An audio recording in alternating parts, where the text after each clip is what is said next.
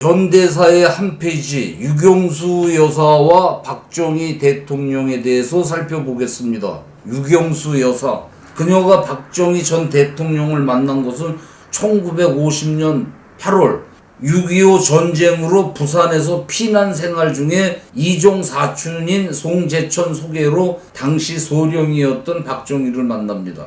박정희는 유경수를 만날 때 딸이 있는 결혼을 했던 이혼남이었어요. 사범대학을 다닐 때 병중에 있던 아버지가 죽기 전에 막내 아들 장가가는 걸 보는 게 소원이라고 해서 맘에도 없는 장가를 들고 이듬해 박재옥이라는 딸을 낳았으나 박정희는 교사 생활을 하다가 일본인 교장하고 싸우고 만주 군관학교로 가는 바람에 헤어져 있다가 후에 합의 이혼한 겁니다.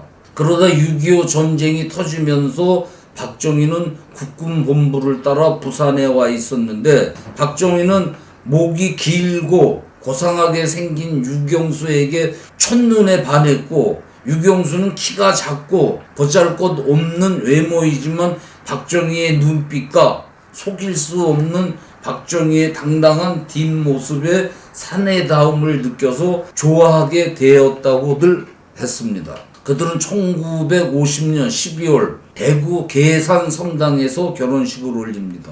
박정희는 33살, 유경수는 26살. 유경수의 아버지 육종관은 딸이 군인과 결혼한다는 것에 아니 이 난리판에 군인에게 시집간다는 게 뭔 소리냐며 결사 반대하셨다고 합니다. 언제 죽을지도 모를 군인과 딸이 결혼을 한다니 그것도 나이가 8살이나 위고 자식까지 둔 남자에게 시집을 간다니까 반대 안 할 아버지가 어디 있겠습니까? 사익감으로 점 찍어둔 부잣집 좋은 남자하고 혼담을 주고받고 있었을 때예요. 아버지는 어구천이 없어 했습니다.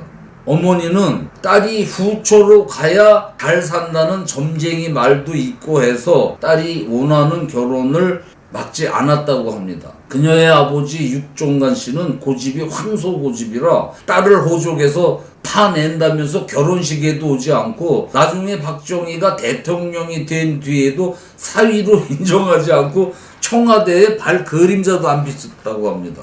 그러다가 1965년 숨지기 직전 병문안을 온 사위 박정희에게 내가 큰 인물을 알아보지 못했다면서 손을 잡았다고 합니다.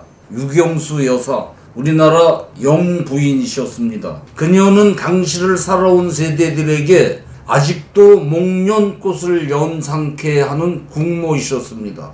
그녀는 1925년 충청북도 옥천군에서 만석군 육종관 씨를 아버지로 어머니 이경영 사이에 일남 삼녀 중 차녀로 태어나셨습니다. 아버지 육종관 씨는 만석군 부자이면서 본처 외에도 3명의 첩을 거느린 모두 12남 10녀를 둔 자식 부자이기도 하셨습니다. 유경수 여사는 어머니의 울분을 여실히 느끼며 성장하셨습니다.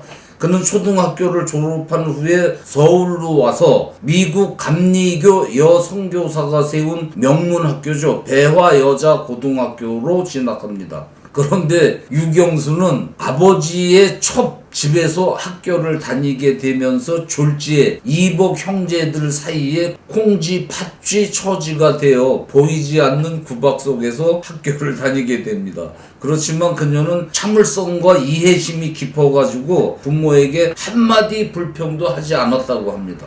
졸업 후 대학 진학도 아버지 반대로 못했습니다. 유경수는 졸업한 후에 고향인 충북 옥천으로 내려가서 지금 옥천중학교가 된 그 학교에서 1년 3개월간 교사 생활을 합니다. 박정희와 유경수는 결혼 후 2년 만에 첫 딸 박근혜를 대구에서 낳습니다.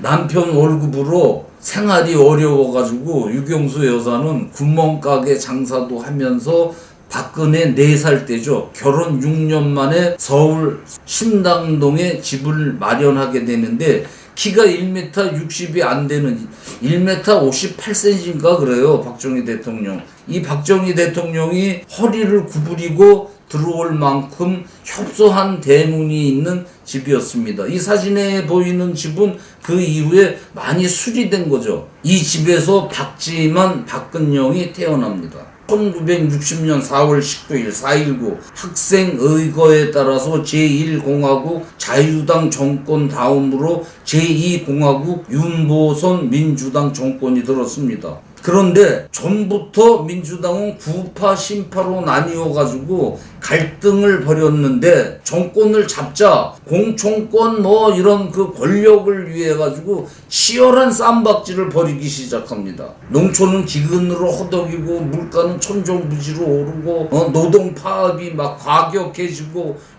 그런데도 정부는 작동하지 않습니다. 미국도 한심한 이 한국 상황을 보고 그동안 해오던 원조를 중단하겠다는 등 해서 전국은 혼란이 극에 달합니다. 그러자 빨갱이들이 외치던 양키 고홈이라는 반미 구호가 다시 등장하면서 정치인들과 학생들이 38선에 몰려가 가지고 오라 남으로 가자 북으로 위험한 전국이 이어집니다. 이런 무정부 상태가 계속되자 4월에 북괴가 다시 쳐내려온다는 4월 위기설이 전국에 팽배해지기 시작합니다.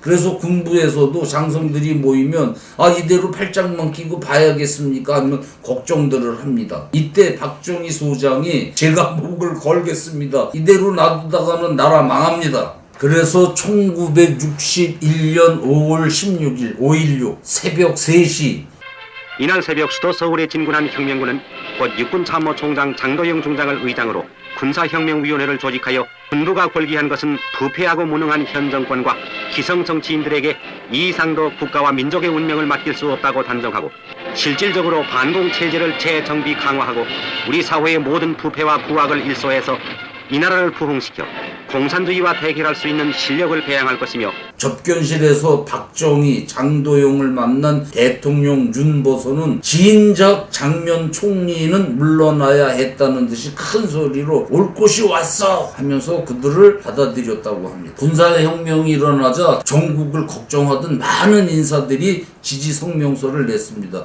당시 국방장관 현석호는 회고록에서 윤보선 대통령은 나라를 구하는 길은 이 길밖에 없었다면서 박정희 거사를 찬성했다고 썼습니다. 박정희는 약 3년간 군정 통치를 하면서 우선 보훈처를 설립해가지고 독립유공자 2,000여 명에게 포상을 하면서 자유당 시절 정치 깡패들을 잡아다가 처단하고 중앙정보부를 설치해가지고 용공 좌익 분자들 준동을 막습니다.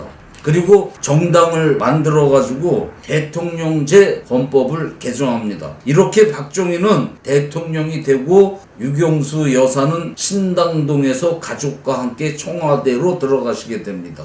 나는 자나 깨나 이 땅에서 가난을 몰아내고 남북의 부모 형제가 얼싸안고 재회의 기쁨을 누릴 통일조국의 실현을 기구해 왔습니다.